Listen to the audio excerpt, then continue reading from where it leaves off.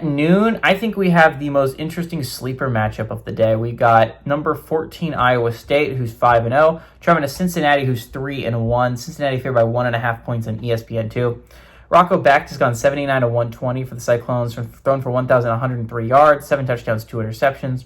Carson Hansen's had 73 carries for 315 yards and 2 touchdowns on the ground, and Brett Skildsen has had 10 catches for 216 yards and a touchdown. Brendan Sorsby for the Bearcats has gone 74 to 107, thrown for 1,043 yards, 10 touchdowns, 1 interception. Also leads his team on the ground with 35 carries for 227 yards and 4 touchdowns.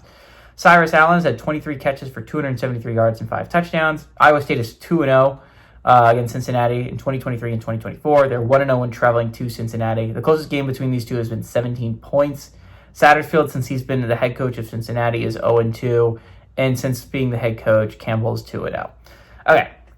Again, this is a really interesting game because welcome back to the playoff picture, Cincinnati. Again, I've written off Cincinnati as a team that I didn't think was going to be a real contender in the Big 12 this year, and I still don't know if they are really going to, but they got an impressive win on the road against Kansas last week, a game where I honestly thought Cincinnati was going to lose for the vast majority of that game, and Cincinnati found a way to win that game and puts themselves in still a favorable position. Remember, Cincinnati doesn't have the hardest Big 12 schedule of all time. If you can win this game, if you're Cincinnati, you're putting yourself in a great spot. Even if you lose it, you're not in the worst spot to still try and make a play. Remember, your one loss is at a conference to Nebraska, and as long as that loss doesn't age horribly, I think you should theoretically be fine.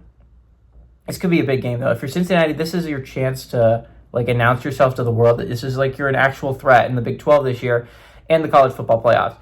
Again, Iowa State's a really interesting football team because they haven't looked as dominant as they, theoretically speaking, should. Although they looked awesome last week, right? They kicked an Arizona team who was really, really looking pretty solid. They kicked their ass. Cyclones up and down the football field did that. So I think it's going to be really interesting. Again, Iowa State doesn't have the hardest schedule of all time. I think they play BYU down the stretch, and they might play Arizona State. But again, it's not the hardest schedule of all time, so this is a game that Iowa State kind of needs to win. Remember, this is not one of the harder games that you're going to play in the Big 12 if you're Iowa State. You cannot afford to be dropping ones against teams you should beat, which is a team like Cincinnati. I think what's going to be really interesting here is watching the defenses, right? Iowa State's offense has not been explosive. It hasn't been the best offense on planet Earth. Cincinnati's defense has been extremely lackluster, so kind of a unstoppable force meets a movable object kind of thing. Cincinnati's offense has been really, really good, which is the reason why they're 3-1. Ever since that game against Nebraska in Week 1, they have looked borderline unstoppable. But Iowa State's defense is also very strong. This is a good defense. So I'm thinking that this is the best defense they faced since Nebraska. Nebraska kind of shut them down. Again, I think this is probably the best shot for an interesting game in the noon window. There's one I'm going to talk about a little bit later that involves ranked teams, but this is probably the best shot that there's a decent football game on the noon window. I like the Cyclones, though, to win and upset Cincinnati on the road, weirdly enough, that they're not favored.